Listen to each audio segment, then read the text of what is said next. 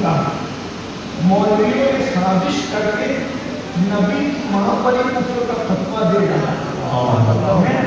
کتنی بڑی سازش ہے. جن مولویوں نے کیا اللہ انہیں دیکھے گا اور اللہ دیکھ رہا ہے اور انہیں اللہ سزا بھی دے گا. ان کی نسلوں کو سزا ملے گی.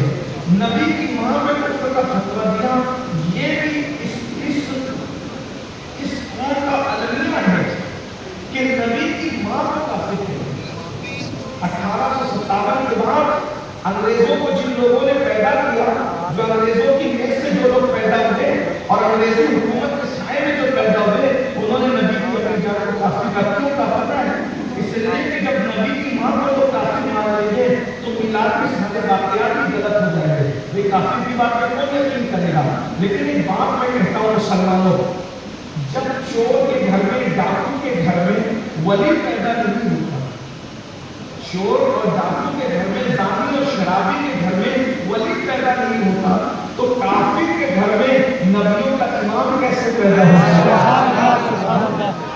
کبھی آپ نے دیکھا کہ کسی کا کیریکٹر بہت لوز رہا ہو, جو کیریکٹر لیس لوگ رہے ہو, ان کے گھر میں کبھی ولی پیدا ہوئے؟ کبھی نہیں پیدا ہوئے.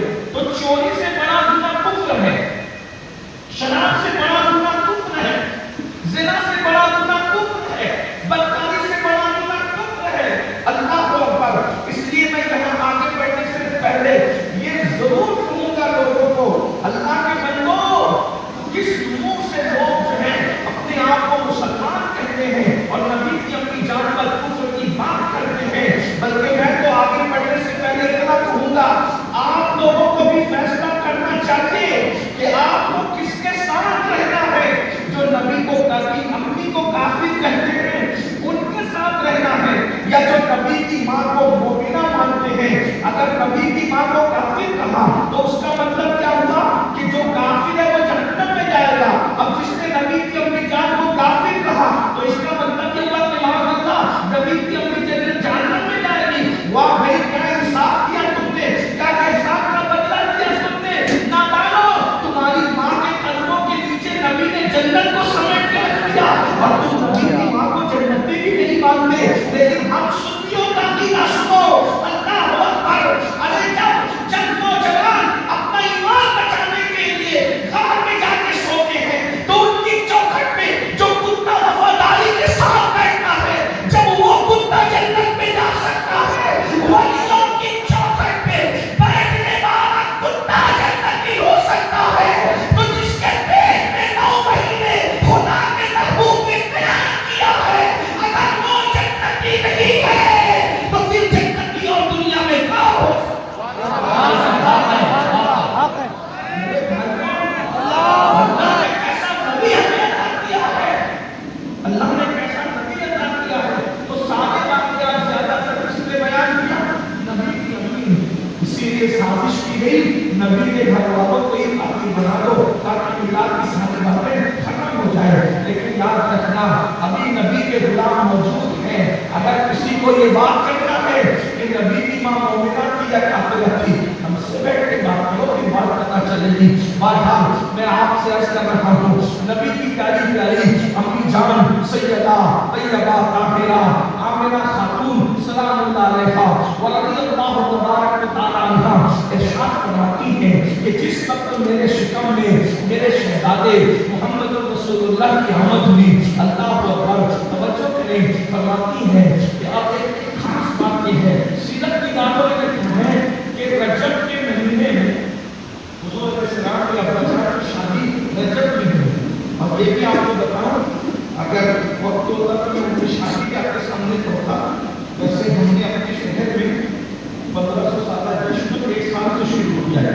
میں نے ہر ہفتہ ایک سال سے زیادہ ہوا ہے, ہر ہفتہ میں الحمدللہ حضور کی سیرت پر بھی بیان کر رہا ہوں. میں نے حضور کا پورا بچپنا بیان کر دیا. اگر آپ کو سن رہے ہیں تو وہاں سنیں, میں نے حضور کی امی اور ابا کا نکاح کیسے ہوا وہ بھی پڑھا, لیکن یہاں سے اشارہ دے رہا ہوں, بہت دلچسپ ہے. رجب کی جمعرات کو نکاح ہوا اور شب جمعہ میں حضور کی امی اور ابا کی پہلی ملاقات ہے. اور اس پہلی ہی ملاقات میں نور محمدی حضرت سیدنا عبداللہ کی پیشانی سے نکل کر سیدہ فاطمہ کی شکم میں آیا. اسی لیے سیدنا امام احمد بن حنبل، امام احمد بن حنبل کو جانتے ہیں؟ امام احمد بن حنبل کے بہت سے پاک میں بھی امام ہے. ایک کا قول ہے، وہ فرماتے ہیں کہ شب جمعہ شب بدر سے بھی افضل ہے ان کے نزدیک. امام احمد بن حنبل کے نزدیک شب جمعہ شب بدر سے افضل ہے. کیوں؟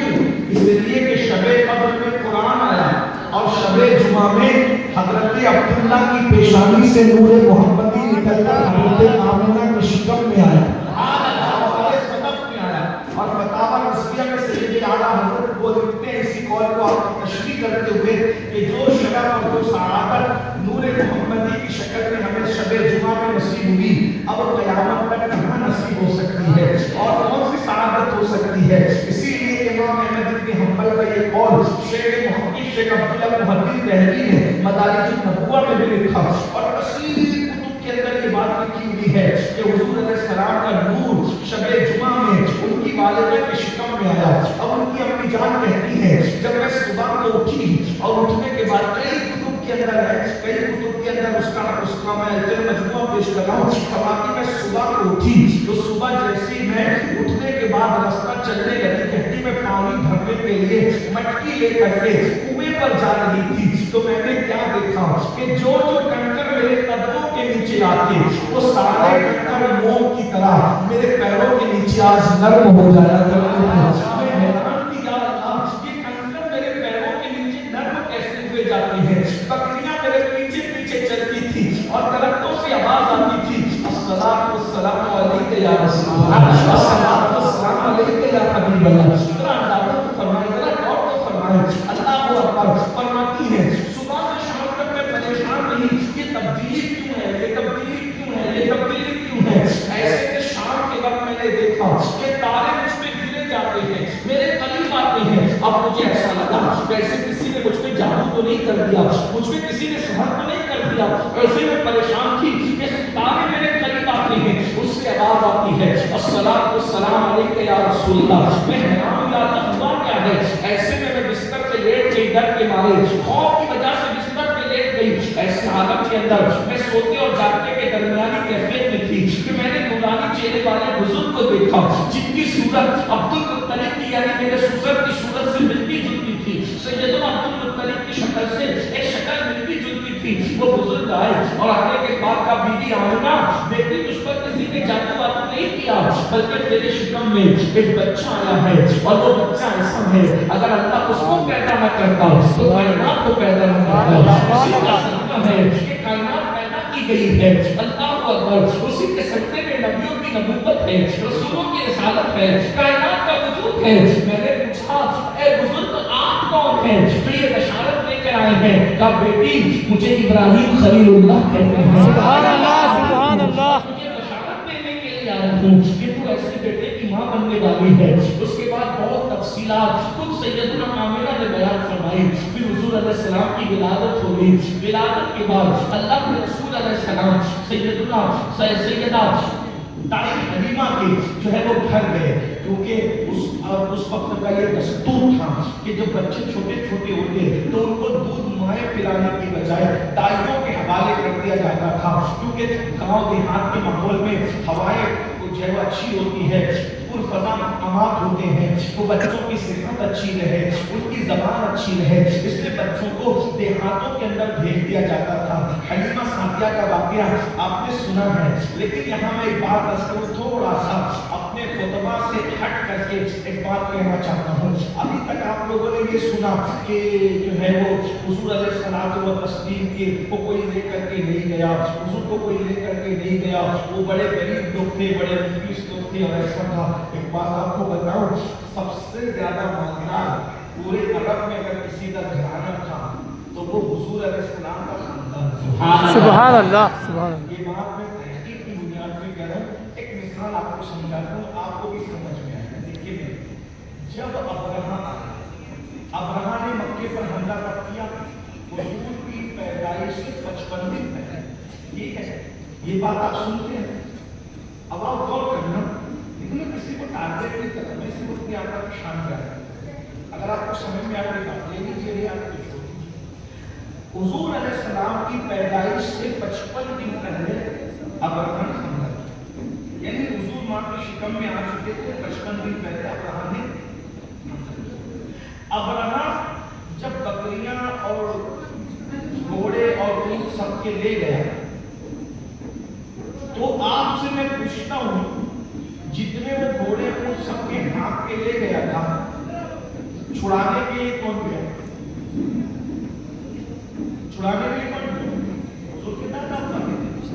यही है ना सीरत की शिया सुन्नी देवबंदी अहले सुन्नत जो भी सीरत की बयान करते हैं कहते हैं कि अबरहा के पास बकरियां छुड़ाने के लिए ऊंट छुड़ाने के लिए कौन गए? मेरी बात समझ आ रही है? आप लोग आपस में जो कुर्सी आगे पीछे कर रहे हैं, बाद में आपकी तवज्जो मेरी तरफ है, कुर्सियों की तरफ है, जरा इधर बता दें। एक बार दुरूद शरीफ पढ़े सब आशिकों की तरफ बड़ी दबा से दुरूद शरीफ पढ़ो।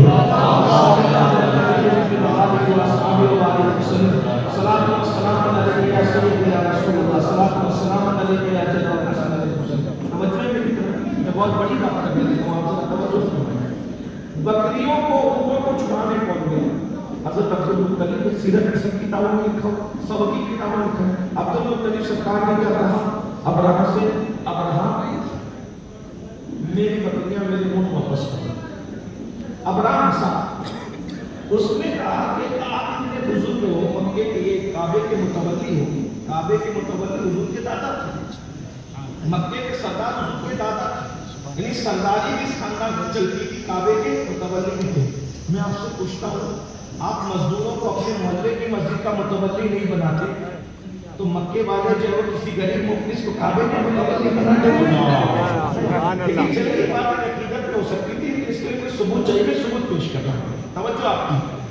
अबरहा हंसा, हंस करके कहते हैं अब्दुल मुत्तलिब, जब मेरे हाथी ने तुझे सजदा किया, अब्दुल मुत्तलिब सरकार को देखकर उसके हाथी ने सजदा किया था ना अब्दुल मुत्तलिब सरकार को।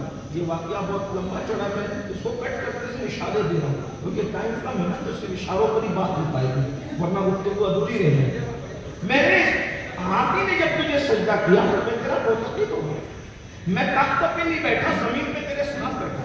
अबरहा जमीन पे अब्दुल मुत्तलिब सरकार के साथ बैठा कि जिसको मेरा हाथी सजदा करे, इतना ये महमूद सफेद हाथी किसी को खातिर भी नहीं लाता, तो ये अगर किसी को सजदा कर रहा है तो मैंने तख्त पे नहीं बैठना। अबरहा साथ में बैठा, साथ में बैठ करके अबरहा ने कहा अब्दुल मुत्तलिब मैं तेरा मुतकीद हो गया, लेकिन तेरी अकीदत मेरे दिल से निकल गई, क्योंकि मैं तो सोच रहा था कि तू काबा बचाने की बात करेगा, लेकिन तू काबा बचाने की बात नहीं कर रहा है। तुझे तो अपनी ऊँटों की और अपनी बकरियों की पड़ी। पता चला मक्के में सबसे ज्यादा ऊँट और बकरियों का माल किसका था? सरकार अब्दुल मुत्तलिब का था। अब गौर फरमाइए जरा, सरकार अब्दुल मुत्तलिब का जवाब फरमाते हैं ये ऊँट और बकरियां मेरी है, यानी ये कोई न समझे कि दूसरों की छुड़ाने बड़े बनकर आए थे। उन्होंने ये भी वाज़ेह कर दिया, फरमाइए ऊँट और बकरियां मेरी है, इसकी हिफाजत करना मेरा काम है, काबा अल्लाह का है, उसकी हिफाजत करना अल्लाह के तरफ पर है, जिसको मैंने बचाना है मैं बचा के ले जा रहा हूँ, बाकी काबा अल्लाह का घर है, उसको वो खुद ही बचा लेगा। मेरी बकरियां मेरी ऊँटनियां मुझे दे दे, मैं लेकर के चला। पता चला पूरे मक्के का सबसे बड़ा मालदार कौन था? सरकार अब्दुल मुत्तलिब। तो जो 55 दिन पहले इतनी बकरियां और इतने ऊँट रखता था, ठीक 55 दिन के बाद आखिर कौन सा ज़लज़ला आ गया था, कौन सी सुनामी आ गई थी, कौन सा हंगामा हो गया था कि सारी बकरियां अचानक खत्म हो गई, सारे लोग अचानक खत्म हो गए कि रसूलुल्लाह को कोई दूध पिलाने वाली गायिया ना मिली। ये न कहना कि कोई हुजूर को ले ना गया ना, ये बात सही नहीं। जब आप कह रहे हो कि 55 दिन पहले सबसे ज्यादा बकरियां किसके पास थी? अब्दुल मुत्तलिब सरकार के पास। ऊँट किसके पास? अभी तो अबरहा के पास गए थे बात करने, तो फिर 55 दिन के बाद आखिर ये सब कहा के ये सब थे, कहीं ना कहीं कोई ना कोई चिट्ठीबाजी हुई है। असल ये नहीं कि हुजूर को कोई ले करने गया, जो आता था पहले अब्दुल मुत्तलिब के पास आता था, हम तेरे पोते को ले जाना चाहते, क्योंकि लालच भी यहाँ से ज्यादा मिलेगा, यहाँ से ज्यादा मिलेगा, यहाँ से ज्यादा मिलेगा। लेकिन जो दाई आती थी हुजूर को लेती थी, हुजूर को खेल लेते थे, किसी का पीते नहीं। नारे तकबीर, नारे اللہ کے رسول نے کسی کا پیا نہیں، اس لیے کہ بات یہ تھی تم جلدی جلدی آ گئی طاقت کی بنیاد پر، تو تمہارا نہیں کیا جا رہا ہے، بلکہ جو رہ گئی ہے رستے میں جس کا کوئی نہیں ہے اس کو نبھانے والے آمنہ کے لال ہے۔ یہ تھی، اور اس کے بعد جو سب سے غریب آئی، آنے کے بعد پھر سرکار عبد المطلب سے کہا آپ کے پاس آئی ہوں اور اب کوئی بچہ نہیں ہے، دیکھو جنہوں نے لکھا میں کوئی بات کسی پہ کمنٹ نہیں کر رہا ہوں، ان کی اپنی تحقیق ہے، یہ ہماری اپنی عقیدتیں ہیں، ہم عشق کے بندے ہیں، جو بات بڑھائی ہے اللہ کو اکبر۔ تو پھر کیا ہوا، حضرت حلیمہ سعدیہ سے کہا حلیمہ جو آتا ہے میرا شہزادہ اس کا دودھ نہیں پیتا، اس لیے وہ بڑا نظیف ہے، بڑا ظریف ہے اور بہت زیادہ پاک طبیعت ہے، اس لیے وہ کسی کا دودھ نہیں پی رہا ہے۔ حلیمہ نے کہا مجھے موقع عنایت فرمائے، پوچھا تیرا نام کیا؟ حلیمہ، قبیلہ بنو سعد، تیرے باپ کا نام زویب؟ اچھا، بنو سعد، سعادت، حلیمہ، حلم، مسکرائے، ہو سکتا ہے تیرے ہی مقدر میں ہو۔ حلیمہ سعدیہ کہتی ہے کہ جب میں گھر کے اندر گئی نا تو میں نے دیکھا کہ اس کے روشنی، چہرے کی روشنی سے پورا گھر منور ہے، اور میں نے اپنی زندگی میں اتنا خوبصورت بچہ کبھی نہیں دیکھا تھا، میں نے اتنا خوبصورت بچہ اپنی زندگی میں کبھی نہیں دیکھا تھا۔ جب میں گئی تو میں نے محمد عربی روح فدا صلی اللہ علیہ وسلم کے سینے پہ ہاتھ رکھا، انہوں نے آنکھیں کھولی، مسکرایا۔ فرماتی حلیمہ سعدیہ فرماتی ہے آج سے پہلے میرا بیٹا رات رات بھر روتا تھا، رونے کی وجہ یہ تھی کہ میرا سینہ بھوک کی وجہ سے، فاقہ کشی کی وجہ سے، غربت کی وجہ سے، کھانا پینا نہ ملنے کی وجہ سے خشک ہو گیا تھا، میرے سینے میں دودھ نہ تھا، میرا بچہ خود نہ ملنے کی وجہ سے روتا رہتا تھا۔ لیکن جیسے ہی میں نے ان کے سینے پہ ہاتھ رکھا، انہوں نے آنکھیں کھولی، آنکھیں کھول کر کے مسکرایا۔ جب مسکرایا تو میں ان کی دیوانی ہو گئی، میں نے ان کو اٹھایا اور اٹھا کر جیسے سینے سے لگایا، ان کا سینہ میرے سینے سے کیا لگا، ایسا لگتا تھا جیسے میرے سینے میں اللہ نے دودھ کی نہیں ڈالی۔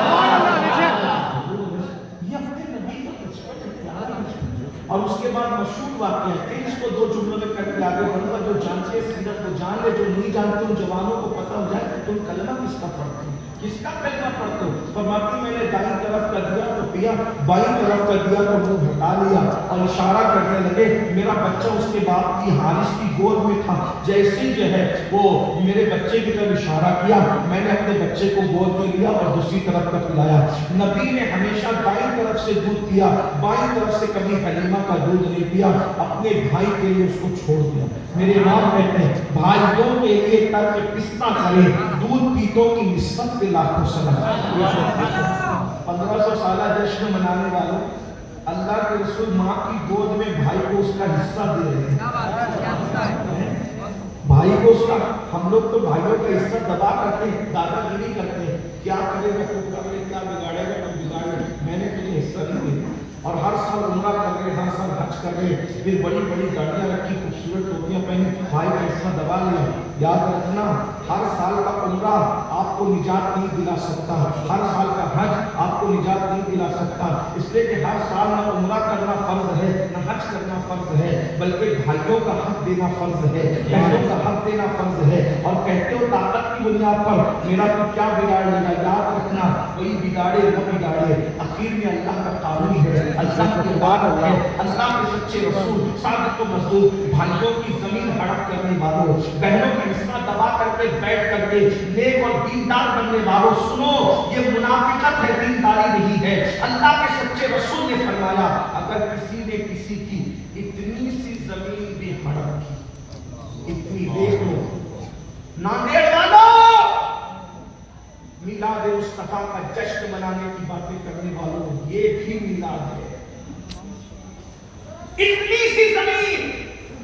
اب حدیث میں تو انچ نہیں آیا، لیکن میں سمجھانے کے لیے کہہ دوں، کسی نے اگر کسی کی 1 انچ زمین ہڑپ کر دی تو نیچے نیچے نیچے نیچے نیچے نیچے 7 طبق اس 1 انچ زمین کو کاٹا جائے گا، اور سب کاٹ کر کے وہ پوری مٹی جو زمین کی تھی اس کے گلے میں ڈالا جائے گا، اور گلے میں ڈال کر کے اس کو اس وقت تک کھڑا رکھا جائے گا جب تک کہ پوری کائنات کا حساب نہ ہو. یہ اتنا سا بات. میں کوئی کرانہ دکان والا تو نہیں ہوں، لیکن دنیا میں رہتا ہوں تو مجھے اندازہ ہے کہ یہ 5 کلو کا ہوگا تقریباً. کم زیادہ بھی ہو سکتا ہے. اصل میں چونکہ ہم لوگ ناپنے تولنے والے لوگ نہیں، لیکن دنیا میں رہتے ہیں ایک اندازہ ہے 5 کلو کا یہ ہار میں 2 منٹ سے زیادہ نہ پہن سکا. غور کیجیے، جلسے میں پھول کا ہار اگر 5 کلو کا میرے گلے میں لٹکایا جائے تو میں اس کو گلے میں 2 منٹ سے زیادہ لٹکائے رکھنے کی طاقت نہیں رکھتا. 7 طبق زمین اگر 1 انچ کسی کی ہڑپ کی تھی جب وہ پوری لٹکائی گئی. یہ تو 1 انچ میں کہہ رہا ہوں، 1 انچ کوئی کسی کی ہڑپ نہیں کرتا، پورے کھیت ہڑپ کرتا. ہنسنے کی بات، پورے پلاٹ کھا جاتے ہیں، پوری زمینیں ہڑپ کر جاتے ہیں. بہنیں چلاتی رہتی ہیں، بھانجے احتجاج کرتے رہتے ہیں، بھتیجے جو یتیم ہونے کے بعد چیختے چلاتے رہتے ہیں، تایا ابا دے دو ہمارا حصہ، چچا جان دے دو ہمارا حصہ. اگر اللہ نے تھوڑی سی طاقت دی ہے، رشوت کھلا کر کے کیس کے اندر جھوٹی ثبوت دے کر کے ہڑپ کرتے ہو. دنیا کی کچہریوں میں تو جھوٹے ثبوت اور رشوت سے تم جیت سکتے ہو. اللہ کی عدالت میں کوئی جھوٹا ثبوت نہیں چلے گا، کوئی جھوٹا دعویٰ نہیں چلے گا. ذرا غور تو کریں، میلاد منانے والے یہ کیوں نہیں سوچتے رسول اللہ نے اپنے بھائی کا حق دیا؟ کہاں؟ گود کے اندر. اچھا ایک بات ہمیشہ میں بچپن سے سنتا رہا کہ دائیں طرف کا حضور نے پیا، بائیں طرف کا نہیں. تو یہی ہمارے استادوں نے ہمیں بتایا کہ دائیں طرف پسندیدہ سنت ہے، لیکن کوئی بے حیائی کی بات نہیں کرتا. حیا کے پردے میں سمجھاؤں، جب سائنس ہم نے پڑھی تو سائنس کے کچھ جاننے والوں سے جانکاری حاصل کی، تو سائنس کی ایک کتاب ہاتھ لگی تو اس میں پتا چلا کہ دائیں طرف سے زیادہ بائیں طرف دودھ ہوتا ہے. تو حضور نے صرف انصاف نہیں کیا. انصاف اس کو کہتے ہیں کہ برابر دینے کو انصاف کہتے ہیں، لیکن کم اپنے لیے رکھنا اور زیادہ کسی کو دینا اس کو کرم کہتے ہیں. انصاف بھی نہیں کرتے. حضور تو ماں کی گود میں اپنے بھائی پر کرم کرتے ہیں. مہد میں، ماں کی گود مہد میں جس کے کرم کا یہ عالم ہو، گنبد خضرا کی لحد میں اس کے کرم کا عالم کیا ہے. میلاد مصطفیٰ صرف واقعات سن کر کے نعرے لگانے کے لیے نہیں ہے، وہ سیکھنے کے لیے ہے. رسول اللہ قانون کیا عطا کر رہے ہیں، حضور اکرم صلی اللہ علیہ وسلم نے قانون کیا عطا کیا. اس کے بعد پھر تفصیلات پر تفصیلات ہے. کس کا کلمہ پڑھ رہے ہو، کس رسول کا کلمہ پڑھ رہے ہو جس نے ماں کی گود کے اندر ہمیں انصاف نہیں بلکہ کرم کی بات کی. بلکہ آج تو میں سمجھتا ہوں کہ جو بہت کریم اور کرم کرنے والے کہلاتے ہیں ان کے یہاں بھی انصاف نہیں پایا جاتا. ایک بات بتاؤں، بلکہ آپ کو پوری زندگی کرم ہی کرتے رہے. ایک صحابی کہتے ہیں میں اللہ کے رسول کے ساتھ سفر میں تھا. حالت سفر میں حضور علیہ السلام کو مسواک کی حاجت ہوئی. اللہ کے رسول نے مسواک کاٹی. مسواک کاٹنے کے بعد اس کے 2 ٹکڑے کیے. اتفاق کی بات 2 مسواک بن گئی. ایک مسواک تھوڑی سی ترچھی تھی، ٹیڑھی سی تھی، اور ایک مسواک سیدھی تھی. تو حضور علیہ السلام نے ٹیڑھی والی مسواک اپنے پاس رکھی اور سیدھی والی مسواک مجھے عطا فرمائی. اللہ غور فرمائیے نا میرے بھائیوں، اللہ کے رسول یہ سکھانے آئے تھے. آج تو حال یہ ہے اچھا اپنے لیے ہے، ٹیڑھا ترچھا دوسروں کے لیے ہے. اچھی جگہ اپنے لیے ہے، ٹیڑھی ترچھی جگہ دوسروں کے لیے ہے. مجھے بتاؤ حضور کی سیرت پر ہم ہے کہاں؟ کب ہم حضور کی سیرت پر عمل کر رہے ہیں؟ جس دن یہ دنیا رسول اللہ کی سیرت پر عمل کرنے لگے گی، دنیا تمہاری غلامی میں نہ آئے تو پھر کہنا. آج نفرتوں کا ماحول اس لیے ہے ہم سیرت مصطفیٰ سے دور ہوئے ہیں، ہم آقا کریم کی سیرت سے دور ہوئے ہیں. اللہ اکبر. میرے آقا علیہ السلام کی شان کیا بیان کی جائے. خدا کی عزت کی قسم زندگیاں تمام ہو سکتی ہے، ان کی شان بیان کرنے کا حق ادا نہیں ہو سکتا. حلیمہ سعدیہ فرماتی ہے اللہ اکبر، رسول اللہ کا پھر بچپنا اس شان سے گزرا کہ آقا کریم صلی اللہ علیہ وسلم جب میرے محلے میں، میرے گاؤں میں کوئی محفل ہوتی تو پہلے ہوتے ہی کہتے حلیمہ یہ رات پر جو تم چراغ جلاتی ہے یہ فضول خرچی کرتی ہے. اگر تو رات کو چراغ بجھا دے جیسے تو پہلے بجھا دیتی تھی، چراغ جیسے تو راتوں کو پہلے بجھا کے سوتی تھی، اگر ویسے تو چراغ یہ تجھے تیل کل کام آئے گا، تو راتوں پر چراغ جلاتی ہے تو یہ تیل جلتا ہے تو تجھے نقصان نہیں ہوتا؟ حلیمہ کہتی ہے اللہ کی عزت کی قسم، جس دن سے محمد کو اپنے گھر لائی ہوں میں نے کبھی چراغ جلایا ہی نہیں۔ یہ جو تم لوگ رات پر روشنی دیکھتے ہو نا، یہ اس کے مخ روشن کی روشنی ہو رہی ہے۔ کیا شان ہے اپنے۔ پھر اس کے بعد عورتیں کہنے لگی حلیمہ پھر ہماری محفل میں ہم چراغ نہ جلائیں گے، جب کہیں کوئی پروگرام ہوتا، کوئی محفل ہوتی، لوگ جمع ہوتے تو لوگ کہتے وہ تیرے برکت والے بیٹے کو لے کر کے آتا، اسی کی روشنی میں ہم اپنا وقت گزاریں گے۔ حضور کا بچپن، ایک واقعہ بچپن کا اور یاد آیا، کاش کے 2-2.5 گھنٹے کا ٹائم آپ دیتے تو میں ترتیب سے بیان کرتا، لیکن میں سیدھا بیان کرتا۔ اللہ اکبر۔ ایک دن رسول اللہ نے فرمایا بچپنے میں، امی جان حلیمہ سے کہا امی جان یہ میرا بھائی عبداللہ اور یہ میری بہن شیمہ، یہ دونوں روز جاتے کدھر ہیں؟ تو حلیمہ سعدیہ نے کہا بیٹا یہ تمہارے بھائی اور تمہاری بہن بکریاں لے کر جنگل میں جاتے ہیں، بکریاں چرانے جاتے ہیں۔ اچھا میں نے بھی جانا، امی جان میں بھی جاؤں گا بکریاں لے کر کے جنگل میں۔ اب ان کے بیٹے کو بیٹی کو بھیج رہی، حلیمہ اپنے بچوں سے زیادہ حضور سے پیار کرتی تھی، بہت پیار کیا حلیمہ سعدیہ نے، کیونکہ یہ سب دیکھا تھا نا، دیکھتی تھی تو پھر حلیمہ کہتی ہے مکے سے جب میں اپنے گاؤں لے کر آ رہی تھی تو جس سواری پر میں ان کو لے کے بیٹھی تھی وہ سواری کا پیر جس جنگل میں پڑتا وہاں ہری گھاس پیدا ہو جاتی۔ بھائیوں اپنے نبی کی زندگی پڑھو، بچپن پڑھو، سیرت پڑھو، دل کے اندر عشق کا سمندر موجے مارنے لگے گا۔ کوئی نہیں اللہ کی کائنات میں کوئی ہے ہی نہیں ایسا جس کا بچپن اتنا بے مثال ہو، اس کی زندگی کیا لوگ بیان کریں گے، اور اس کا تقابل کیا ہے، اس کی مثال کیا ہے، اس کی مثل کیا ہے۔ خدا نے جس کا سایہ پیدا نہیں کیا اس کا سانی کیسے پیدا کرتا؟ حضور ہے، بے مثال ہے میرے آقا۔ حلیمہ سعدیہ نے کہا کہ شہزادے میرے بیٹے تم نہیں جاؤ گے، دھوپ بہت رہتی ہے، جنگل کی دھوپ ہے، جنگل میں درندے رہتے ہیں، بھیڑیے رہتے ہیں، شیر رہتے ہیں، سانپ رہتے ہیں، بچھو رہتے ہیں، تمہیں نقصان پہنچائیں گے۔ سرکار نے امی میں تو جاؤں گا، نہیں جاؤں، اس لیے کہ میں گھر میں بیٹھے بیٹھے اب جو ہے وہ مفت کا کھانا نہیں کھا سکتا۔ نمینہ سے بات کریں، کہتے ماں میں نے مفت کا کھانا، میں نے بھی جنگل جانا ہے۔ اور آج کل کے نوجوان چھوکرے 18، 20، 22، 25 سال کے ہو گئے، جینس ٹی شرٹ پہن کر کے جس کو کہتے ہیں نا مفت کا روب جھاڑنا، وہ گھومتے رہتے ہیں، باپ کی روزی پہ پڑ رہے ہیں، ماں کی روزی پہ پڑ رہے ہیں، باپ کی ماں پہ پڑ رہے ہیں۔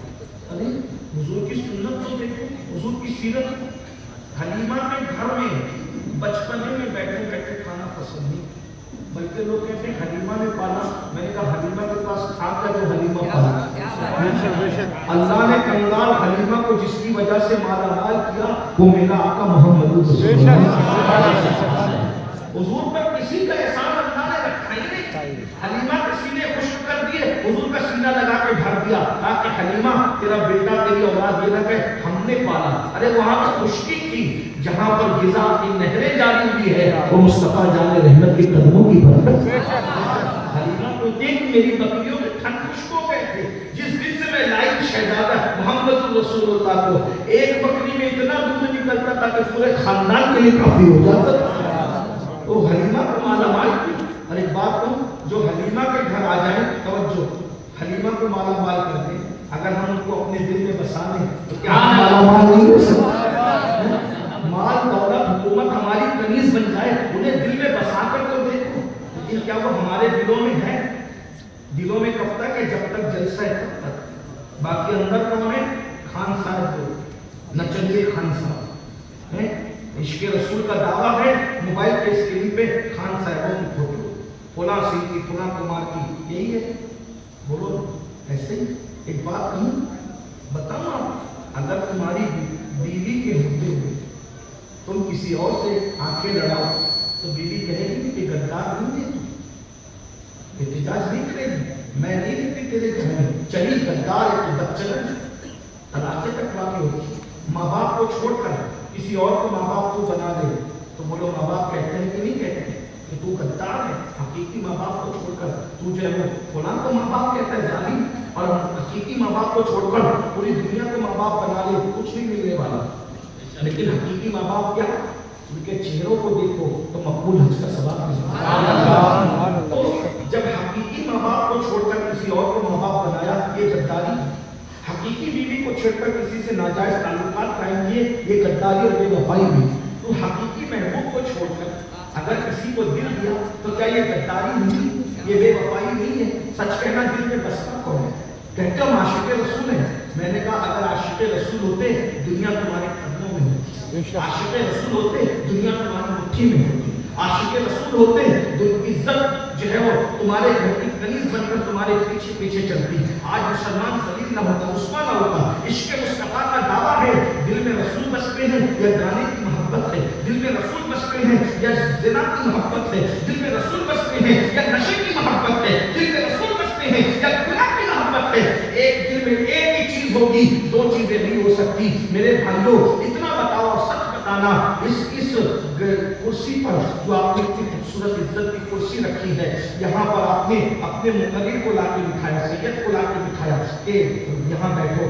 اگر یہاں پہلے سے پیشاب پڑا ہوتا تو کیا میں بیٹھتا؟ بولو چلے اگر میں لاکھ عاجزی بھی کر لیتا تو کیا آپ بیٹھنے دیتے؟ یہ علامہ صاحب بیٹھنے دیتے؟ یہ مولانا بیٹھنے دیتے؟ نہیں، کہ ہمارا مہمان ہے، عزت دار ہے، ہم اس سے پیار کرتے ہیں۔ جہاں پیشاب پڑا ہوگا وہاں مینو قاضی کو بٹھائیں گے نہیں، یہ غیرت محبت کے خلاف ہے۔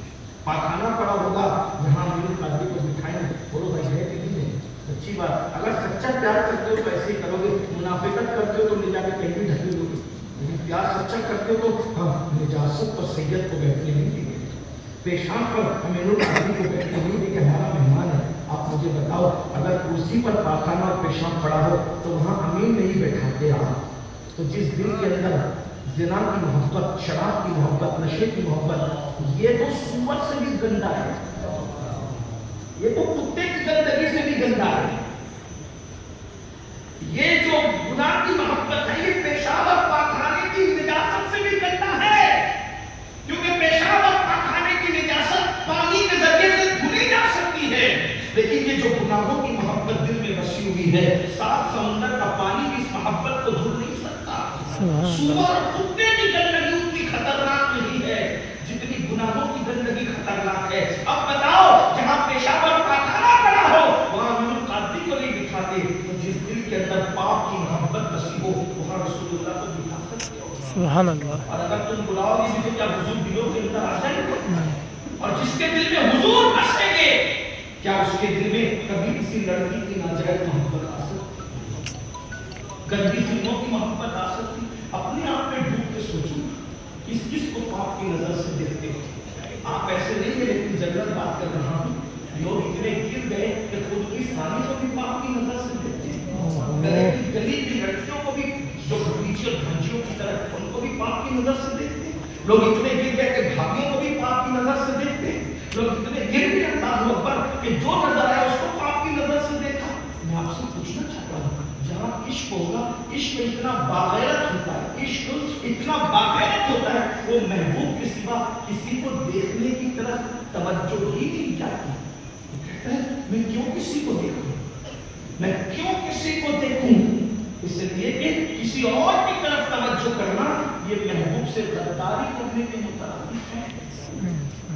سیدنا مولانا مشکل کشا کا ایک قول میں نے پڑھا، میرے ذہن میں نہیں آتا کس کتاب میں پڑھا، آئندہ ذہن میں قابل بتا دوں گا، اس میں بھی بہت ساری چیزیں ذہن میں رہتی نہیں، لیکن قول یاد ہے، مولا کائنات کہتے تھے میں نے جان بوجھ کے کبھی اپنا ستر نہیں دیکھا، مولا کائنات کہتے تھے میں نے جان بوجھ کر قصداً حیا کے پردے میں کروں کبھی اپنا ستر نہیں دیکھا، تو لوگ کہتے تھے یہ تو ضرورت بھی ہے، مجبوری بھی کیوں نہیں دیکھا، اب باتیں کیا کروں، سوچتا ہوں کہ جن آنکھوں سے حضور کا دیدار کرتا ہوں، جن آنکھوں سے حضور کو دیکھتا ہوں، ان آنکھوں سے میں اپنا سفر کیسے دیکھوں، یہ غیرت عشق کے خلاف معلوم ہوتا ہے۔ سیدنا عثمان غنی رضی اللہ تعالیٰ مکہ گئے، ایک افواہ پھیلی، افواہ یہ پھیلی کہ عثمان کو کافروں نے شہید کر دیا، تو سرکار علیہ السلام نے سارے صحابہ کی درخت کے نیچے بیعت لی، اور بیعت لے کر کے صحابہ تو غصے میں تھے کہ عثمان شہید ہو گئے، حضور کو یہ بھی بتانا تھا کہ عثمان شہید نہیں ہوئے، تو سرکار نے فرمایا تم سب نے بیعت کر لی، اب عثمان کی طرف سے میں بیعت کرتا ہوں، تو حضور نے اپنا ہاتھ لیا، ہاتھ حضور نے अपना हाथ लिया और एक हाथ रख के दूसरे हाथ पे रखा और फरमाया ये हाथ उस्मान का हाथ है, ये हाथ उस्मान का हाथ है। और इस हाथ पे हाथ को रख के कहा मैं उस्मान की तरफ से अपने हाथ पे हाथ रख के बयान करता हूँ।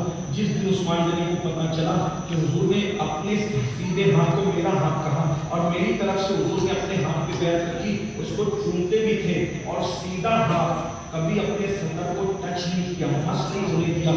मजबूरी की वजह से लोग कहते थे बचा जिस हाथ को नबी ने अपना हाथ पे दिया है अब उस तरह से टच कैसे हो सकता है। ये इस्लाम की गैरत थी। मेरे भाइयों, गंदी फिल्में मुसलमान की थी, कहाँ तक बयान किया जाए, क्या बयान किया जाए। हीरो हीरोइन को नंगा नाश्ता मुसलमान देखिए, गंदी फिल्में। हफ्ते में कम से कम मसरूफ से मसरूफ आदमी एक फिल्म तो देखता है, 3 घंटे तक तो एक फिल्म के लिए। इश्क किससे? अपने नबी से। टाइम किसके लिए? फिल्म के लिए। 3 घंटे हफ्ते में एक फिल्म, एक कम से कम एक फिल्म के लिए 3 घंटा देखो, या 10 मिनट नमाज के लिए देखो। जो कौम अपने अल्लाह रसूल के नाम पे 10 मिनट का वक्त इबादत के लिए न निकाल सका, उस कौम को आशिक रसूल कहना नहीं कहा क्या? और जो कहते हो कल तबाह हो रहे, बर्बाद हो रहे, उसको में वजह यही है कि जो कौम नबी की बारगाह में भी इस तरह का दो रवैया पर इख्तियार करे, वो कौम कैसे इज्जत के साथ जिएगी। बहादुर भी कभी अर्जी कर रहा था कि हलीमा से अल्लाह के रसूल ने कहा कि मैं जाऊंगा, मैं अपने जवानों से कहता हूँ खुदा के लिए किसी की रोजी रोटी के पलने की बजाय पलने वाले न बनो, पालने। वाह वाह वाह, सुभान अल्लाह। हुजूर ने ये नजर दिया था, पलने वाले अच्छे, पालने वाले न। एक मरतबा फारूक आजम के दौर में एक लड़का था, नौजवान, जो मस्जिद में रात दिन पड़ा रहता था। फारूक आजम ने कहा पूरा दिन यहाँ पड़ा रहता है तो तेरा घर कैसे चलता है? उसने कहा मेरा भाई मेरा खर्चा उठाता है, वो ऐसे रात दिन मस्जिद में नफिल नहीं पढ़ता है, कोई लंबी लंबी नमाजें नहीं पढ़ता, वो फर्ज और वाजिबात और सुन्नत पढ़ के चला जाता है और वो कारोबार में लगा रहता है, इतना वक्त वो मस्जिद में नहीं देता, मेरा खर्चा वो उठाता है। फारूक आजम ने कहा तुझसे अफजल वो है। क्या बात है, तुझसे अफजल वो है। मस्जिद पड़े रहने की जगह नहीं है, मस्जिद खड़े रहने की जगह है। बेशक बेशक। ये तो 1857 की बात उस जालिमों ने मस्जिद को पड़े रहने की जगह बना दिया। उससे पहले मोमिनी मस्जिद में पड़े नहीं रहते थे, वाह वाह। नमाज पढ़ते थे, नमाज पढ़ के बाहर निकल के कारोबार करते थे। इसलिए कि माल और दौलत कमाओगे ना तो इज्जत की जिंदगी होगी। और इस्लाम कहता है कि गुर्बत कभी कभी इंसान को कुफ्र तक ले जाती है। अगर कुफ्र से बचना है मजबूत बनो। आज मुसलमानों की बेटियां मुर्तद न होती अगर वो मजबूत होती। बेशक बेशक। ज्यादातर इब्तिदा की तरफ जाने वाले लोग, ईमान बेचने वाले लोग गरीब और मुफलिस हैं, कन्वर्ट होने वाले लोग मुफलिस हैं। अगर हमने इस पे मेहनत की होती तो क्या होता? आज हम 1500 साल गुजर गए अल्लाह के रसूल को दुनिया में आए हुए, हमने क्या किया कौम के? अल्लाह के रसूल ने लोगों को सिर्फ नमाज नहीं दिया, लोगों को माल भी दिया। हुजूर के माल देने की इतनी मेहनत की कि रसूलुल्लाह ने नमाजी जैसे सबको बनाया, वैसे सबको मालदार भी बनाया। इस्लाम की तारीख उठा करके देख लो, यमन से एक बंदा ज़कात की रकम लेकर मदीने मुनव्वरा तक चलता है, 1 महीने तक का सफर करता है यमन से मदीने मुनव्वरा तक, लेकिन यमन से मदीने तैयबा तक उसको कोई गरीब और मुफलिस नजर नहीं आता जिसको वो अपनी ज़कात दे सके। सुभान अल्लाह। अल्लाह के रसूल ने इख्तिलाफ पैदा किया था। आज सबसे ज्यादा मुफलिस मुसलमान, सबसे ज्यादा गरीब मुसलमान, झोपड़पट्टियों में सबसे ज्यादा जीने वाले मुसलमान, बल्कि सिग्नलों पर भी अगर सबसे ज्यादा कोई भीख मांग रहा है तो वो मुसलमान है। हमने सिर्फ जलसे किए, बातें की, हमने किया क्या कौम के? और अभी 1500 साल जो जश्न होगा उसमें भी यही करेंगे आप? क्या करेंगे आप? ज्यादा से ज्यादा जुलूस निकालेंगे, जलसा करेंगे और क्या करेंगे? मैं तो कहता हूँ मुसलमानों, हर मुसलमान प्लान बनाए कि मैंने 1500 साल जश्न के मौके पे रसूलुल्लाह को तोहफा देना। कोई जमात करे ना करे, कोई तंजीम करे ना करे, मुसलमान, हर मुसलमान, क्योंकि कलमा सब पढ़ते اب حضور کو تحفہ دو اور کوشش کرو میں ایک سے بڑھ کے ایک تحفہ حضور کو دوں گا، یاد خوش ہو جائے۔ میں تو کہتا ہوں جب 1500 سالہ جشن کی میٹنگ تھی تو میں نے لوگوں کا اگر دل بھی نکال کے ان کے قدموں میں رکھ دیا جائے تو بھی حق ادا نہیں ہو سکتا۔ سبحان اللہ۔ کبھی کیا میں آپ سے کہتا ہوں اگر اللہ نے آپ کو نوازا ہے یہ پلان کیجیے، یا رسول اللہ آپ کے ماں باپ سے افضل ماں باپ ہونے کے اعتبار سے دنیا میں کوئی نہیں ہو سکتا، تو میں حضور کے والدین کی طرف سے، حضور کی امی کی طرف سے کچھ 12 15 2 4 جو بھی اللہ توفیق دے بیواؤں کی کفالت کا ذمہ لے لوں گا اور یہ تحفہ ہوگا حضور کے والدین کریمین کی جانب سے۔ کریے نا پوری طاقت جلسوں پہ ہی جھونک دے، تو جلسے تو سبھی کریں گے، کچھ بیواؤں کا اپنے اوپر خرچہ لیجیے اور بیواؤں کو پاس کر دیکھیے، پھر دیکھو خدا کی رحمت کیسے برستی ہے۔ اللہ کے رسول علیہ السلام فرماتے ہیں یتیم بیواؤں کے اور اللہ کے درمیان اللہ رب العزت کی باقاعدہ قبول کے درمیان کوئی حجاب نہیں ہوتا، ادھر یتیم بیوہ دعا کرتے ادھر فوراً قبول ہوتی ہے، ادھر بددعا کرتے تو بھی فوراً قبول ہوتی ہے۔ اللہ کے رسول علیہ السلام نے جب آقا پر پہلی وحی کا نزول ہوا تو اللہ کے رسول کانپ رہے تھے اپنی ذمہ داریوں کے احساس کی وجہ سے، تو حضور فرما رہے تھے خدیجہ مجھے اپنی جان کو خطرہ ہوتا ہے۔ سیدہ خدیجہ نے کہا آپ کو کبھی آپ کی جان کو کچھ نہیں ہو سکتا۔ خدیجہ الکبریٰ نے جو باتیں پیش کی جس میں یہ بھی کہا تھا آپ کی جان کو خطرہ نہیں ہو سکتا کیونکہ آپ یتیم اور بیواؤں کی مدد کرتے ہیں۔ سبحان اللہ۔ یعنی اگر جان کو خطرے سے